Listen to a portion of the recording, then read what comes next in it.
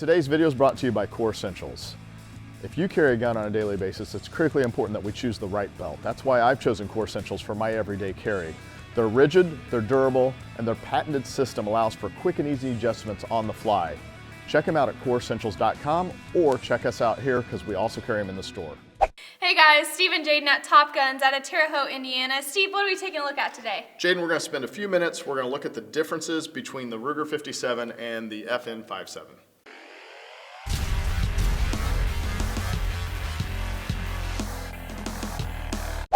All right, Jaden, you've got the specs for the FN. I have the specs for the Ruger. Let's just go down the list and figure out how they compare. Capacity, where are you at on magazine capacity? 20. All right, the Ruger is going to be the same. We're at a 20+1. The grip and the frame is going to be very similar in the fact that they're both made out of basically a high performance polymer. Barrel length, what do you have there? 4.75 inches. All right, the Ruger's going to come in just a tad bit longer at 4.94. Overall length? 8.20. All right, once again, we're going to come in a little bit larger or longer on the Ruger at an 8.65. How about your barrel material? It's going to be chrome lined and with hammer forged steel. Okay, and this is the Ruger's going to be an alloy steel. So that might be one where the FN might have a slight advantage there. All right, what do you have next? Barrel, I've you have your got front sight? a standard 3-dot front sight. Okay, and we have a fiber optic on this one. They both come equipped with an adjustable rear sight. Excellent. Slide material? These stainless steel and black polymer coated. Okay, this one's an alloy steel. And then of course the black oxide finish. Weight? We don't have the weight on that one. We'll have to figure that out. But the weight on the 5.7 is going to be 24.5 ounces. On the Ruger, your MSRP is going to be, no, I'm sorry, on the FN, your MSRP is going to be what? $1,435. All right, and this is where Ruger's going to have its edge. MSRP on the Ruger is going to be at $799. All right, so here's the real test. I want to see how they both fire, how they both perform. I will tell you personally, the test that we're going to do today is not a true longevity test because we're not going to put enough rounds downrange. But it's going to give us an idea as to which one actually feels better while we're shooting it, and perhaps which one shoots more accurately. So we'll test it for accuracy and we'll test it for just how well it shoots. I'm going to start off. I fired the 5.7 before, so I'm going to start off with the Ruger. Another observation as I was loading is the Ruger does have metal magazines, whereas the FN has the polymer magazines. All right, here we go. Oh, I do like that.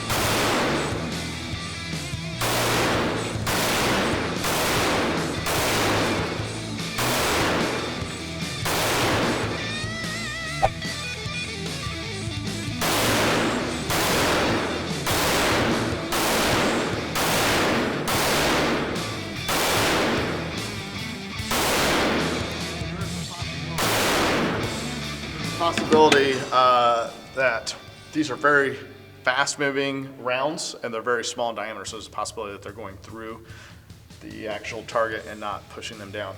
There's also a possibility that I suck at shooting and I'm not hitting them. We'll have to see.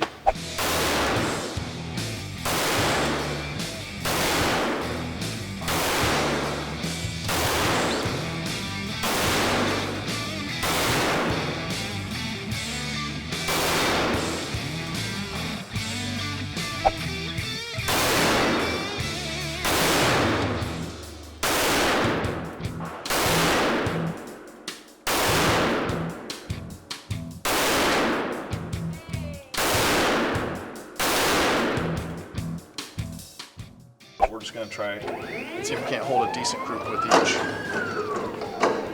All right, we're going to start with the Ruger. We'll shoot the Ruger on the left, 5 shots.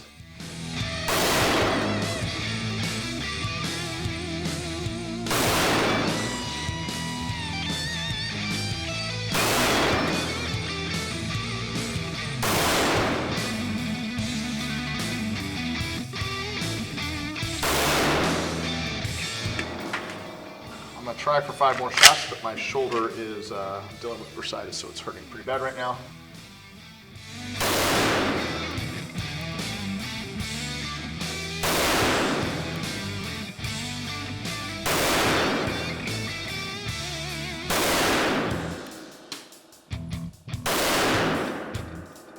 I'm gonna tell you in advance, any inaccuracies are not the fault of the gun. My shoulder's hurting bad enough that it hurt to do those shots. So again, we're not really looking for tightness of group, not necessarily where it's zero, because the sights are adjustable. So the reality is that Ruger might have held a slightly tighter group. That could also be because it was the first one I shot and my shoulder was able to take 5 shots before it was too painful. The second 5 shots was pretty painful. All right, Jaden, you shot both. First off, what's your opinion of a 5.7 in general? Yeah, that was my first time shooting a 5.7 at all, and I actually really liked it. Good. There was not really any kick. That's always a big factor for me. I don't love that, so I really liked the 5.7. Overall, I did like the Ruger over the FN. As far as the trigger goes, it was a lot easier for me to pull the trigger, and it was more comfortable to hold. I felt like I had more control overall of the firearm. The FN honestly had a little bit more of a kick to it than the Ruger did. I felt it was harder to pull the trigger, and that may be just because I can't almost wrap my hand all the way around the grip. My observations are as follows. I own the 5.7. I like it. It shoots well.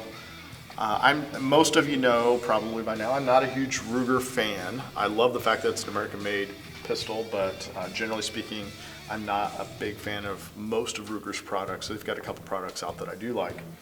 Having said that, I didn't notice a massive difference between the way these two firearms shot. I didn't notice a major difference between the accuracy. I didn't notice a major difference in the recoil. From start to finish, everything was very similar. I'm gonna give Ruger the edge in a couple of places. One is, I think I like the fact that if you're gonna have a safety, that it's right there where your thumb naturally rests, because it's very easy to disengage. And price point. I think FN's gonna have to sharpen their pencil if they want to stay in this game at this point. Yep.